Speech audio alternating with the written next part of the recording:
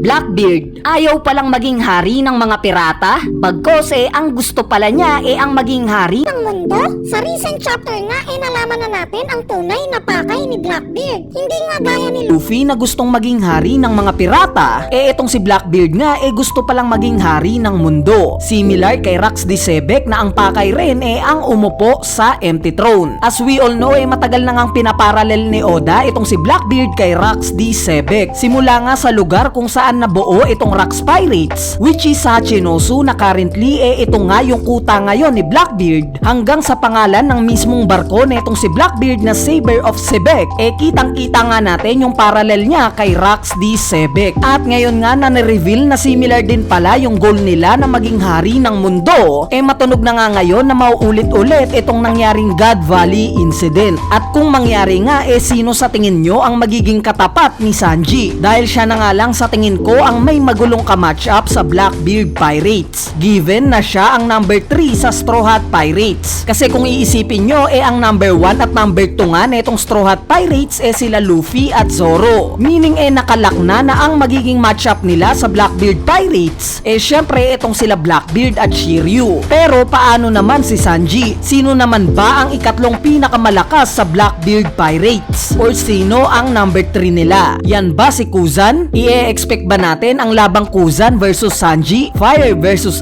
Ice? Anyway, mabalik nga kay Blackbeard. Nabanggit nga ni Katarina Devon na ang rason daw kaya siya pumayag na maging tagasunod lang at hindi leader dahil kay Blackbeard, since special nga daw ito. At alam nga ni Saturn na ang tinutukoy netong si Katarina Devon yung patungkol sa lineage ni Blackbeard. Ngayon ang magiging tanong paano nalaman ni Saturn itong patungkol sa lineage ni Blackbeard? Bali may dalawang possibility nga dito. Una yung hinala nga ng marami na related ito sa pagpunta ni Shanks sa Merijua. During chapter 907 nga ipinakita na biglang pumunta sa Gorosei itong si Shanks. Meron nga daw siyang gustong pag-usapan na isang pirata. After 200 chapters nga hindi pa rin nire-reveal ni Oda kung sino itong tinutukoy ni Shanks sa mga Gorosei. Kaya naman ang hinala nga ng marami si Blackbeard daw itong tinutukoy ni Shanks. Binalaan nga daw niya itong Gorosei patungkol kay Blackbeard pati na kung ano yung lineage neto, which makes sense kung iisipin nyo, since ngayon ngang ni-reveal na ni Oda na ang pakay pala ni Blackbeard ang empty throne. Ang ibig sabihin lang neto directly niyang kakalabanin itong si Im-sama pati na ang Gorosei. At it makes sense nga na balaan ni Shanks itong mga Gorosei sa plano na to ni Blackbeard. Ang ikalawang way naman kung paano nalaman ni Saturn itong lineage ni Blackbeard sa pamamagitan niya mismo. Yes guys, siya mismo. During nga sa recent chapters napag-alaman nating lahat na hindi lang pala title ni Saturn yung pagiging warrior god of science and defense. Bagkos talagang sinasabuhay niya pala ito, since ipinakita nga na siya mismo interesado sa Mother Flame na pinambura ni Im-sama sa Lulusha Kingdom, at itong pagiging related niya sa science dahil na rin sa ni-reveal na siya pala mismo ang punot dulo kaya nagkaroon ng Sapphire Scale Disease itong si Genie. At nangyari nga daw ito dahil sa siya pala talaga ang nag-eksperimento dito. Ngayon kung scientist nga itong si Saturn, pwede ngang at some point sa buhay ni Blackbeard dumaan siya sa kamay netong si Saturn. Dahil ang logic nga dito nakita naman natin kung gaano ka-interesado itong si Saturn sa batang Kuma, 'di ba? Siya nga yung tinarget neto during God Valley incident. Ginulungan niya ang buhay ni Kuma. Pinag-eksperimentohan nga niya si Genie. Tinake advantage nga niya itong sakit ni Bonnie. At ginawa niyang robot mismo itong si Kuma. Lahat nga nang yan ginawa niya dahil sa pagiging buccaneer ni Kuma. Meaning kung ganito na lang ka-dedicated itong si Saturn na guluhin ang buhay ng isang bata na may espesyal na lineage gaya ni Kuma, I'm sure na kung alam rin niya yung patungkol sa pagiging espesyal netong si Blackbeard, guguluhin rin niya yung buhay neto. Gaya na lang ni King na kabilang rin sa special race na Lunarian na later on pinag-eksperimentohan rin. Kaya pwedeng kaya alam ni Saturn yung patungkol sa lineage netong si Blackbeard dahil sa nahawakan niya na ito. Dumaan na sa kanya si Blackbeard nung bata pa lang ito. At malay pa natin, si Saturn pa pala yung rason kung bakit kakaiba itong katawan ni Blackbeard, to the point na kaya niyang kumain ng 2 devil fruits, 'di ba? Ngayon mapunta naman tayo kay Sanji. Siya nga ang masasabi nating MVP ng chapter 1107. Yung pagka-block nga niya sa laser beam ni Kizaru at itong matapang niyang pagsasabi na magfe-failed si Kizaru sa mission action niya ang masasabi kong pinaka-highlight niya. Yung vibes nga na magkasama sila ni Luffy sa harap ni Kizaru, similar nga yung vibes neto nung mag side to side naman sila Luffy at Zoro sa Wano laban kay Kaido sa rooftop. Kumbaga parang nag-reverse role lang sila Zoro at Sanji sa Wano at ngayong Egghead Island arc. At ito nga yung tingin kong way ni Oda para sabihin sa ating mga fans na indeed